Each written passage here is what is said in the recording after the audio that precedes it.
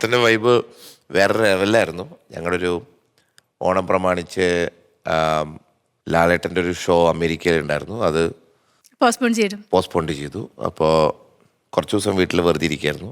നല്ല സുഖം ഉണ്ടായിരുന്നു വെറുതെ ഇരിക്കാൻ.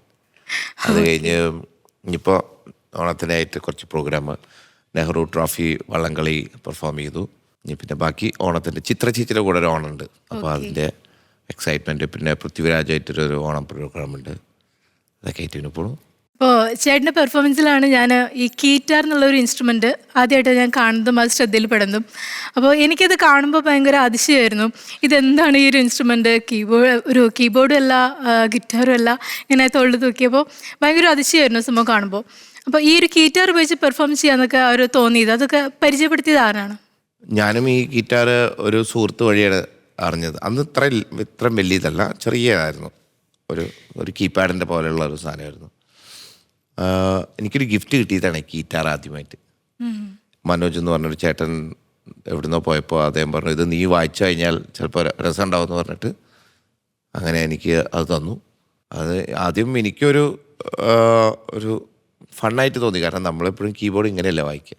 അക്കോർഡിയൻ കണ്ടിട്ടുണ്ട്, അല്ലച്ചാൽ അങ്ങനെ വേറെ ഇൻസ്ട്രുമെൻറ്റുകളൊക്കെ മെലോഡിക്ക എന്നുള്ള ഇൻസ്ട്രുമെൻ്റൊക്കെ കണ്ടിട്ടുണ്ട്. പക്ഷേ ഇലക്ട്രോണിക് ആയിട്ടുള്ള കീബോർഡ് ഇങ്ങനെ വന്നപ്പോൾ ഒരു ഇമ്പം തോന്നി. അപ്പോൾ എടുക്കാമെന്ന് ചോദിച്ചു. ആദ്യമൊക്കെ അതിൻ്റെ ബുദ്ധിമുട്ടുകൾ ഭയങ്കരമായിട്ട് ഫേസ് ചെയ്തു. കാരണം ഇത് ഒരു തുടക്കക്കാരെന്നുള്ള രീതിയിലും ഇതിൻ്റെ ടോൺ ട്രിഗർ ചെയ്യാനൊക്കെ കുറച്ച് നല്ലൊരു ടോൺ കിട്ടണം. അപ്പോൾ എന്തായിരിക്കും ഇതിൻ്റെ ടോൺ? അപ്പോൾ ഗിറ്റാറിൻ്റെ ടോൺ യൂസ് ചെയ്യണം, അല്ലെങ്കിൽ പിയാനോ മാതിരിനെ വായിക്കണം. പിയാനോ വായിക്കണം എന്നിട്ട് 2 കൈ കൊണ്ട് വായിക്കണം. പക്ഷേ ഇത് 2 കൈ കൊണ്ട് വല്ലാണ്ട് വായിക്കാൻ പറ്റില്ല.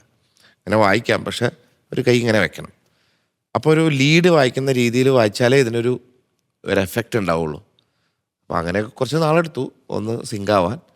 പിന്നെ എല്ലാം നിമിത്തമാണ് ദൈവാനുഗ്രഹം.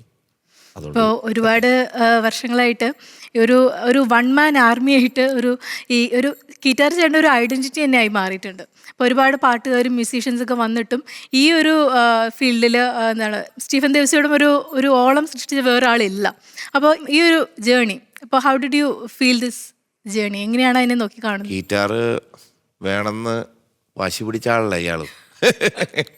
ഞാൻ പറഞ്ഞ ഇൻ്റർവ്യൂവിന് കീബോർഡാണ് യൂസ് ചെയ്തതെന്ന് പറഞ്ഞപ്പോൾ, അല്ല അത് ഗിറ്റാർ കൊണ്ടുവരാൻ പറ്റുമോ? മിക്ക ആൾക്കാരും അതന്നെ പറയാം. ആദ്യമൊക്കെ പ്രോഗ്രാമിന് ബുക്ക് ചെയ്യുമ്പോൾ ഇയാൾ വന്നില്ലെങ്കിലും കുഴപ്പമില്ല, ഗിറ്റാർ കൊടുത്തേക്കാൻ വേണ്ടി പറയാറുണ്ട്. അങ്ങനെ തമാശയായിട്ട് പറഞ്ഞാണ്. എപ്പോഴും നമ്മളൊക്കെ പ്രതീക്ഷിക്കാതെ വരുന്ന ഓരോരോ കാര്യങ്ങൾ എൻ്റെ ജീവിതത്തിലും ഉണ്ടായിട്ടുള്ളത്. അങ്ങനെ സാധാരണ ഒരു മ്യൂസിഷ്യനായിട്ട് ജീവിച്ചാൽ മതി എന്ന് ആഗ്രഹിച്ചു. കലാകാരൻ തന്നെയായിരുന്നു ജീവിതം, അല്ല തുടക്കം മുതലേ അങ്ങനെയായിരുന്നു. പക്ഷെ എന്താവണമെന്നൊന്നും അറിയില്ല. കാരണം തുടക്കക്കാരെന്നുള്ള രീതിയിൽ എൻ്റെ വീട്ടിലും ആദ്യമായിട്ട് ഒരു കലാകാരനായിട്ട്, ഒരു പ്രൊഫഷണൽ കലാകാരനായിട്ട് വരുന്നത്. അപ്പോൾ കിട്ടണതൊക്കെ ദൈവാനുഗ്രഹം എന്ന് പറഞ്ഞിട്ട് ജീവിക്കണമായിരുന്നു. അല്ലാതെ ഇന്ന ലക്ഷ്യം അങ്ങനെയൊന്നുമില്ല. പിന്നെ സ്വപ്നങ്ങളൊക്കെ തുടങ്ങി. ഇങ്ങനെയൊക്കെ നല്ല നല്ല പ്രോഗ്രാംസൊക്കെ കണ്ടു കഴിഞ്ഞപ്പോൾ എനിക്ക് മനസ്സിലായി ഇങ്ങനെയൊക്കെ ചെയ്യാനുള്ള സ്കോപ്പ് ഉണ്ടെന്ന് മനസ്സിലായി. സിനിമയിൽ വരണമെന്നോ സംവിധായകനാവണമെന്നോ ഒന്നും വലിയ പിടിയില്ലായിരുന്നു. കാരണം അതൊക്കെ എത്തിപ്പെടാൻ പറ്റുമെന്നുള്ള ഇതുണ്ടായിരുന്നു. പക്ഷെ പ്രോഗ്രാമിന് വായിക്കാം എന്നുള്ളൊരു അവസരം കിട്ടുമെന്നുള്ളൊരു തോന്നലിലാണ് തുനിഞ്ഞിറങ്ങിയത്. ബാക്കിയൊക്കെ ബോണസാണ്.